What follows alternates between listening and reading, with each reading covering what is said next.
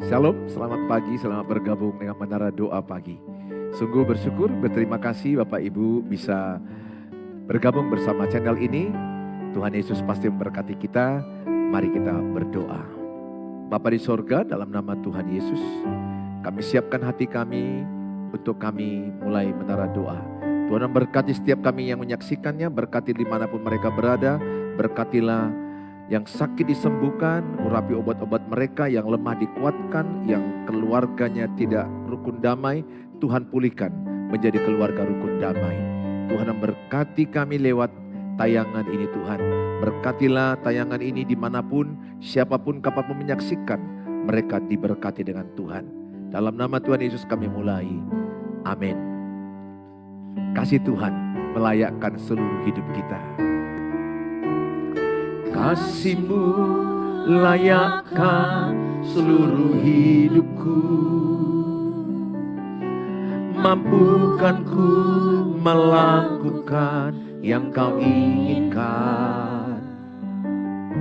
Tak bisa ku terlepas, Kau menggenggam tanganku, ingin lebih mengenal pribadi-Mu. Kasih-Mu layakkan seluruh hidupku, mampukan ku melakukan yang Kau inginkan.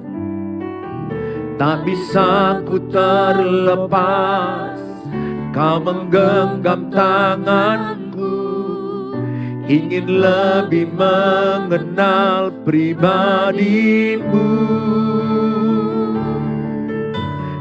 Terhubung denganmu, selalu melekat di hatimu. Firman-Mu itulah dasar hidupku, yang berdaulat atasku. Kasih Tuhan layakkan kita. Kasih-Mu layakkan seluruh hidupku, mampukan ku melakukan yang Kau inginkan. Tak bisa ku terlepas, Kau menggenggam tanganku, ingin lebih mengenal pribadi-Mu. Ku terhubung denganmu, selalu melekat di hatimu. Firman-Mu itulah dasar hidupku, yang berdaulat atasku.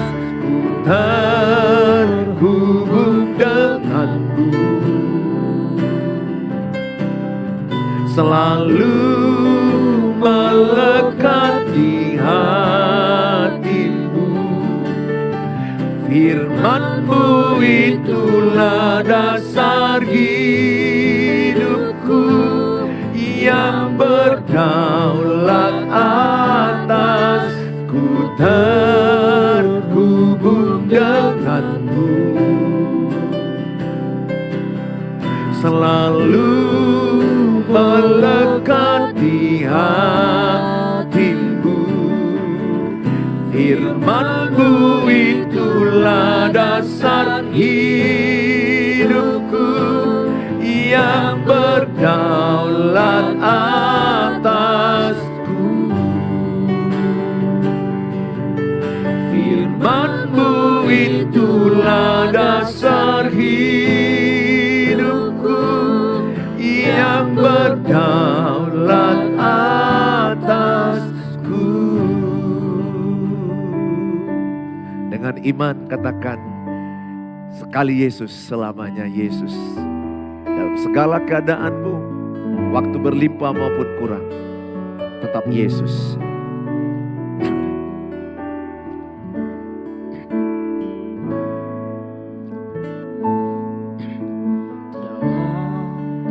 Segala keadaan, waktu berlimpah maupun kurang, tetap Yesus yang mempesona hatiku.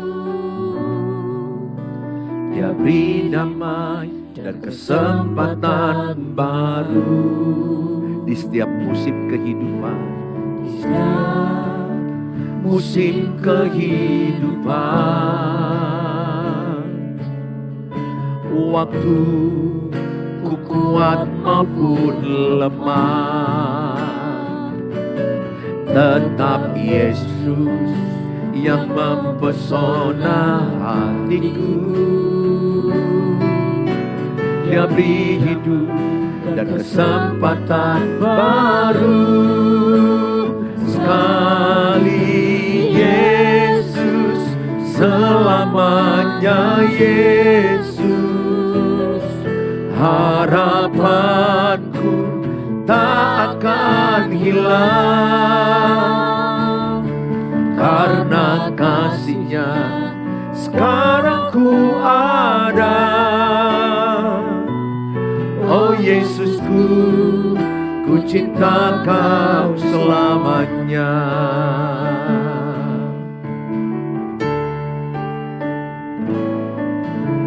Dalam segala keadaan, waktu berlimpah maupun kurang, tetap Yesus yang mempesona hatiku. Dia beri damai dan kesempatan baru di setiap musim, di setiap musim kehidupan. Waktu ku kuat maupun lemah, tetap Yesus yang mempesona hatiku.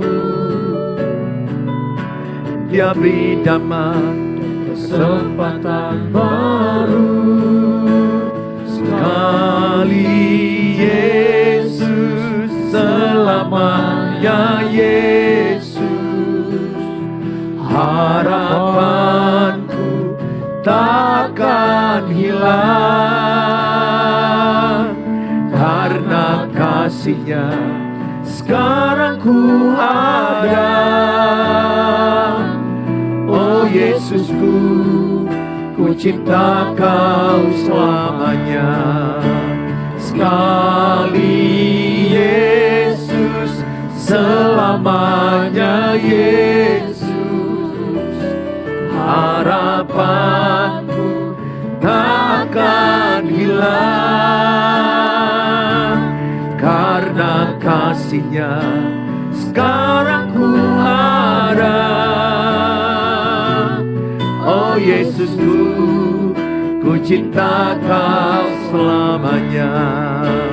Sekali Yesus, selamanya Yesus. Harapanku tak akan hilang, karena kasih-Nya sekarang ku ada. Oh Yesusku, ku cinta Kau selamanya, karena kasih-Nya sekarang ku ada. Oh Yesusku, ku cinta Kau selamanya. Mari sembah Tuhan, mari berdoa. Kami cinta Kau Tuhan, kami mau mencintai-Mu selama-lamanya. sekali Yesus, selamanya mengikut Yesus.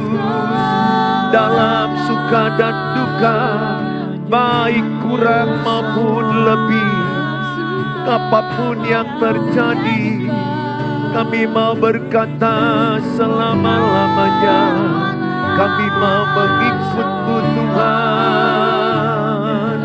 Terima kasih Yesus, terima kasih. Kami bersyukur, kami bersyukur. Segala pujian, segala hormat, segala kemuliaan hanyalah bagi-Mu. Terima kasih,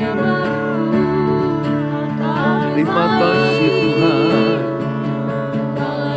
Terima kasih, terpujilah, terpujilah. Lebih dalam lagi, ku rindu Kau Tuhan.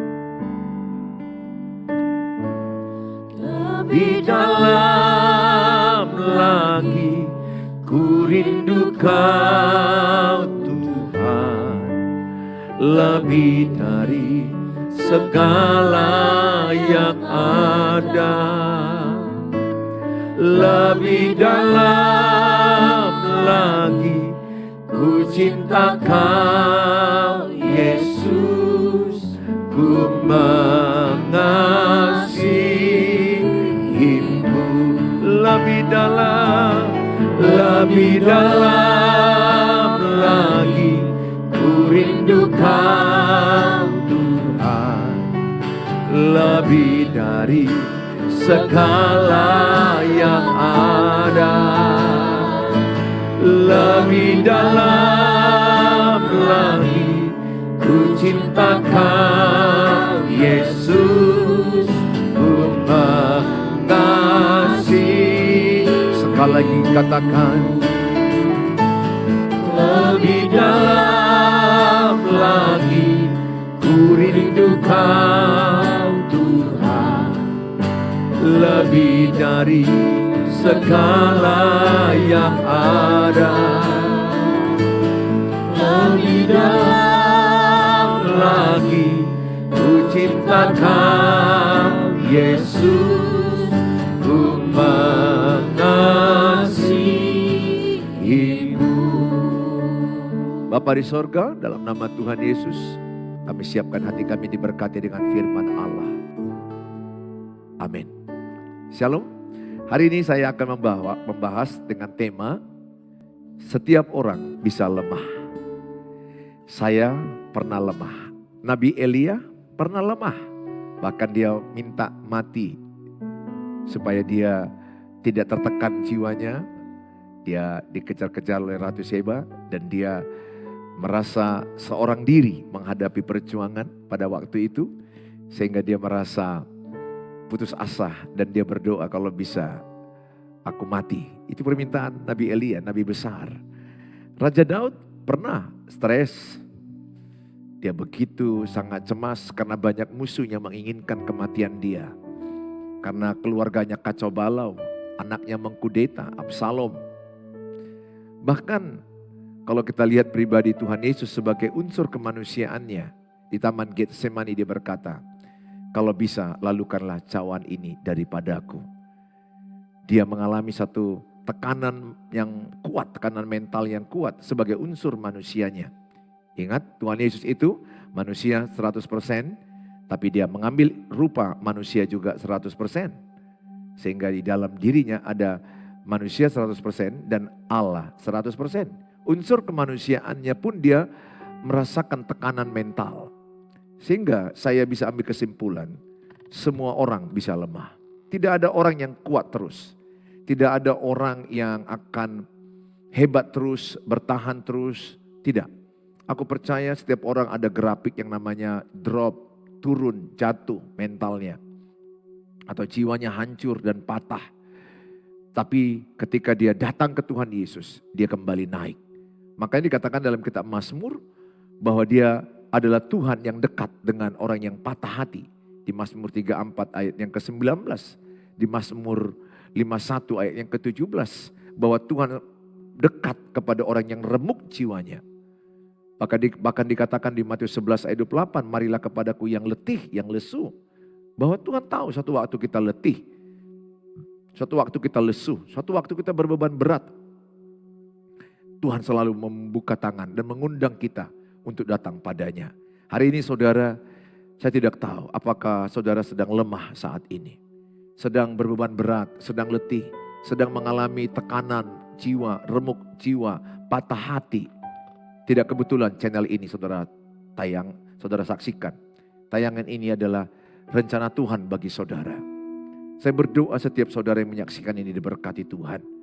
Hari ini saya memberikan tema setiap orang bisa lemah. Nah, kalau kita lemah, siapa yang mendukung kita? Tuhan. Tuhan pasti mendukung kita nomor satu. Karena Dia mengasihi kita. Dia menginginkan kita bangkit. Dia menginginkan kita menyelesaikan pertandingan. Dia menginginkan kita tetap bertahan dalam penderitaan. Katakan dalam kolom, tulis dalam kolom. Aku akan bertahan dalam penderitaan. Penting itu. Saudara, bertahanlah dalam penderitaan. Tulis, aku bertahan dalam penderitaan. Karena ketika engkau menderita, di situ sebenarnya bentuk imanmu yang paling cepat.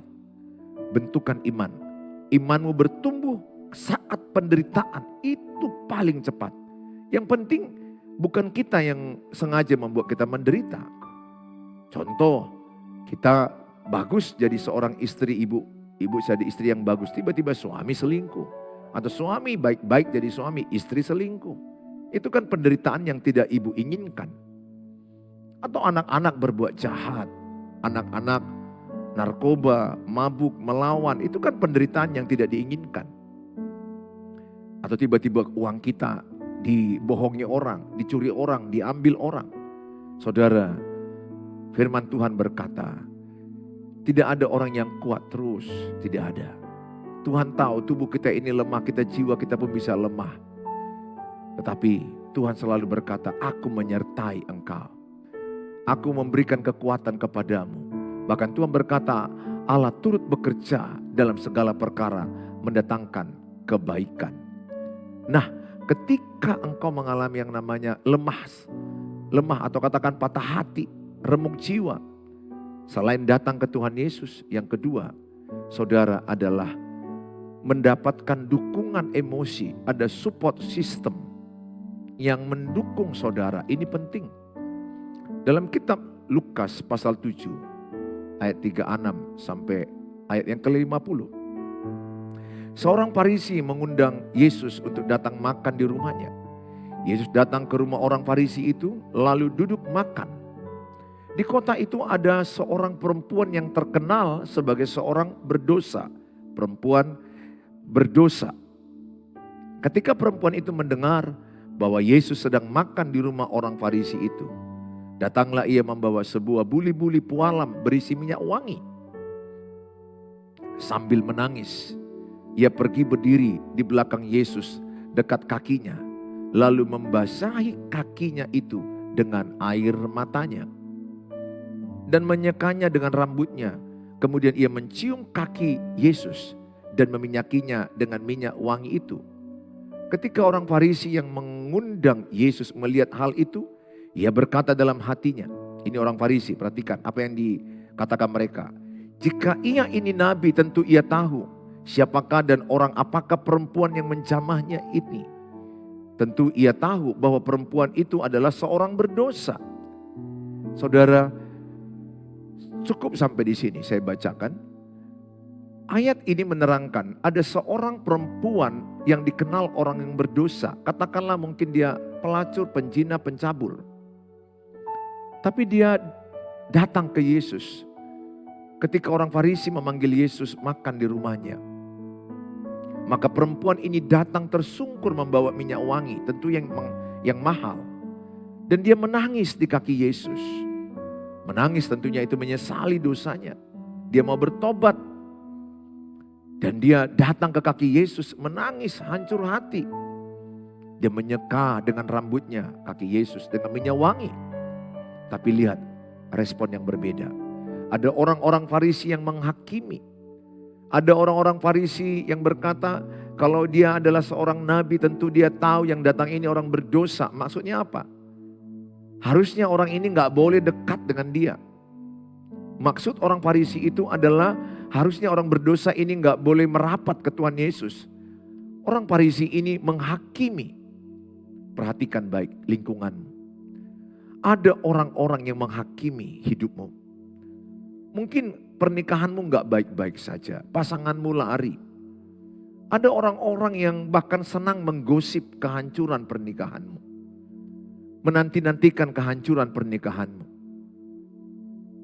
Menghakimi, ya cocoklah hancur pernikahannya. Pantaslah oleh kelakuan istrinya begitu, makanya suaminya selingkuh. Oh, karena suaminya begini, makanya istrinya yang selingkuh. Ingat, di gereja itu ada dua dosa yang paling marak, yang paling dibenci Tuhan. Yang pertama, munafik. Yang kedua, penghakiman. Dua sifat dosa ini kental di gereja. Kemunafikan, kelihatan melayani, kelihatannya seperti berkhotbah atau memuji Tuhan, tapi hatinya jauh dari Tuhan. Hidupnya jauh dari Tuhan. Kelakuannya jauh dari Tuhan. Perkataannya jauh dari Tuhan. Keluarganya hancur-hancuran. Tapi dia sibuk mengurus keluarga orang lain. Yang kedua adalah menghakimi. Nah, seperti orang Farisi ini. Ini gak cocok melayani Tuhan. Ini gak cocok khotbah. Ini gak cocok dekat ke Tuhan. Saudara, ingat Lukas 5 ayat 32 berkata, Tuhan Yesus datang untuk mencari orang berdosa. Lukas 19 ayat 10, Yesus datang mencari orang yang terhilang. Roma 3 ayat 23, semua manusia telah berdosa. Artinya, tidak ada di antara kita yang tidak berdosa. Tidak ada di antara kita yang tidak memiliki kesalahan. Justru Tuhan katakan, aku datang untuk orang berdosa. Aku datang mencari orang yang lemah, orang yang salah. Aku berdoa supaya setiap saudara punya circle yang sehat. Jangan mau berkumpul dengan orang-orang munafik. Jangan mau berkumpul dengan orang-orang yang menghakimimu. Orang yang mengintimidasimu. Orang yang ingin menjatuhkanmu. Jangan berkumpul dengan orang-orang yang susah melihat engkau senang. Yang senang melihat engkau susah. Banyak orang tidak suka lihat orang maju. Saya berdoa, kalaupun engkau mengalami yang namanya kejatuhan, kegagalan, kelemahan, kegagalan dalam pernikahan atau dalam kehidupan, pekerjaan, dalam hubungan, datang ke Tuhan Yesus, itu yang pertama. Yang kedua, miliki circle yang mensupportmu. Ingat 1 Korintus 15 ayat 33. Pergaulan yang buruk merusak kebiasaan yang baik. Artinya apa? Tuhan menyuruh kita seleksi pergaulan kita. Dalam kitab Amsal dikatakan, jangan bergaul dengan orang yang cepat gusar. Jangan bergaul dengan orang yang cepat marah. Supaya engkau tidak seperti mereka. Jadi kebenaran firman Tuhan menyuruh seorang percaya menyaring siapa yang dekat dengan dia. Siapa yang merapat dengan dia. Ingat, setiap orang yang merapat kepada bapak dan ibu, itu memberikan energi kepada saudara. Kalau saudara merapat dengan orang-orang munafik, maka engkau akan terlibat dengan kemunafikan. Kalau saudara merapat dengan orang-orang yang menghakimi, maka engkau terlibat dalam menghakimi orang. Kalau saudara merapat dengan orang gosip, maka saudara akan terlibat dengan gosip. Kalau saudara merapat dengan orang yang cinta firman Tuhan, maka engkau mencintai firman Tuhan. Kalau engkau merapat dengan orang-orang yang melakukan firman Tuhan, maka engkau akan melakukan firman Tuhan. Bukan berarti kita benci dengan orang yang gak melakukan. Bukan. Ini bicara pergaulan sehari-hari. Dan berdoalah supaya lewat pergaulanmu banyak orang dimenangkan. Jadi circlemu 5 orang itu menentukan siapa hidupmu. Itu sangat menentukan. Tuhan yang mengatakan itu. Bahwa pergaulan buruk merusak kebiasaan baik. Aku berdoa setiap saudara. Jauhi orang-orang yang menghakimi, orang-orang yang toksik, orang-orang munafik, orang-orang yang kelihatan teman di depan, tapi musuhmu di belakangmu. Banyak orang seperti itu.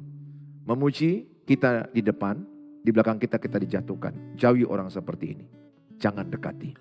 Dekati orang yang tulus. Yang di depan sama dengan yang di belakang. Meskipun itu sedikit, tapi itulah temanmu.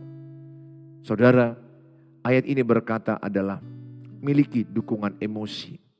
Yang kedua adalah miliki dukungan komunitas. Di Markus 2 ayat 1 sampai 12. Ada seorang yang lumpuh. Seorang yang gak bisa lagi berjalan, sakit. Seorang yang sakit. Dan ketika Yesus datang ke sebuah rumah, orang sudah ramai berbondong-bondong untuk jumpa Yesus. Untuk didoakan, untuk disembuhkan. Tetapi orang ini gak berdaya, lemah. Sehingga orang ini punya komunitas mengangkat. Ada 4 orang mengangkat. Naik ke atas atap. Mereka membuka atap dan menurunkan orang itu dari atap. Pas jumpa dengan Tuhan Yesus. Dan orang itu disembuhkan. Milikilah komunitas Aiker keluarga rohani. Saudara memiliki keluarga rohani yang peduli kepada saudara. Yang ketika engkau sakit fisik, kadang-kadang kan bisa lemah mental kita, lemah, down. Miliki seperti itu yang bisa mengangkatmu naik. Dan kalau engkau diangkat naik oleh komunitas itu, itulah teman seperjuanganmu. Miliki orang-orang yang mensupportmu. Support system yang terbaik itu keluarga. Keluargalah yang saling mendukung ketika ada anggota keluarga lemah. Ketika anak lemah, abang mendukung, kakak mendukung, adik mendukung, dan orang tua mendukung. Ada komunitas keluarga rohani juga. Seperti di gereja GBI Pelita ada namanya Aiker, keluarga rohani. Ketika sakit fisik, mereka jauh dari orang tua, ada komunitas mereka yang menolong mereka membawa ke rumah sakit. Atau mungkin ada yang patah hati karena putus cinta. Ada yang menghibur, ada yang menguatkan. Atau mungkin skripsi yang gagal. Atau skripsi yang terus ditolak oleh dosen pembimbing. Ada komunitas yang menolong dia, menguatkan dia, mendoakan dia, memberi ide-ide. Atau mungkin ada suami istri yang cekcok. Ada komunitas juga di gereja ini yang saling menguatkan supaya mereka menyelesaikan percekcokan dan saling memaafkan dan saling mengampuni. Tidak ada rumah tangga yang tidak cekcok. Pasti akan ada persoalan. Saudara, aku berdoa setiap saudara milikilah komunitas yang mensupport saudara, yang mendukung emosi saudara, yang memberikan semangat untuk saudara. Tuhan Yesus memberkati kita semuanya. Mari kita berdoa. Bapa di sorga, dalam nama Tuhan Yesus, hamba-Mu berdoa bagi setiap mereka yang menyaksikan tayangan ini. Berkatilah Tuhan. Biarlah mereka memiliki komunitas yang sehat. Circle yang sehat. Yang mendukung emosi mereka. Yang mengangkat mereka. Yang mensupport mereka. Dimulai dari keluarga. Keluarga rohani. Teman-teman dekat. Mungkin sedikit teman dekat itu. Tapi teman dekat itu adalah sahabat yang saling menguatkan, yang saling mendukung, yang saling mensupport. Hamba-Mu berdoa dalam nama Tuhan Yesus. Biarlah setiap anggota keluarga saling mendukung. Ketika ada satu anggota keluarga lemah, ada yang mensupport. Kami percaya dukungan pertama dari Tuhan dan dari komunitas yang mengasihi mereka. Jikalau mereka dalam keadaan sakit, Tuhan, hamba-Mu berdoa, sembuhkanlah yang sakit. Urapilah obat mereka. Jikalau mereka dalam kesusahan keuangan, pekerjaan, Tuhan tolong mereka. Beri mereka hikmat kekuatan bertahan dalam penderitaan. Berkati usaha mereka. Berkati mereka yang menginginkan dapat jodoh, dapat keturunan, menjual rumah untuk kebutuhan mereka. Berkatilah Tuhan. Kami serahkan semua para pemirsa yang menyaksikan tayangan ini. Jadi berkatilah mereka dengan berkat daripada Tuhan. Terima kasih Bapa, dalam nama Tuhan Yesus Kristus kami berdoa. Mari kita ucapkan doa Bapa kami. Bapa kami yang di sorga, dikuduskanlah nama-Mu, datanglah kerajaan-Mu, jadilah kehendak-Mu di bumi seperti di sorga. Berikanlah kami pada hari ini makanan kami yang secukupnya, dan ampunilah kami akan kesalahan kami, seperti kami juga mengampuni orang bersalah pada kami. Dan janganlah bawa kami ke dalam pencobaan, tapi lepaskanlah kami daripada yang jahat, karena Engkau yang punya kerajaan dan kuasa dan kemuliaan sampai selama-lamanya. Amin. Bawalah berkat damai dari Allah Bapa, cinta kasih sempurna Tuhan Yesus, penyertaan dari Allah Roh Kudus. Sama-sama katakan amin. Bagilah link ini. Ketika saudara membagikan link ini kepada banyak orang, saudara sudah terlibat membagikan firman Allah. Tuhan Yesus memberkati saudara. Shalom.